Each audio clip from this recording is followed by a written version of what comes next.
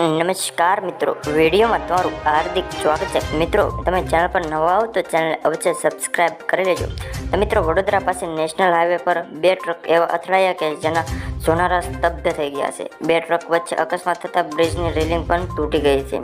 અકસ્માતને કારણે ટ્રાફિક જામના દ્રશ્યો પણ સર્જાયા હતા।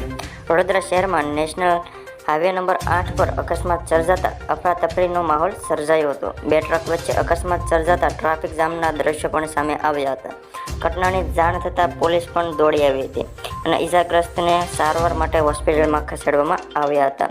અકસ્માત એટલો ભયંકર હતો કે બ્રિજની રેલિંગ પણ તોડી નાખી હતી અને બ્રિજ નીચે ટ્રક પડી જાય તેવી પરિસ્થિતિ પણ સર્જાઈ હતી। ટ્રક બ્રિજની રેલિંગ પર જ અટકી ગયો હતો।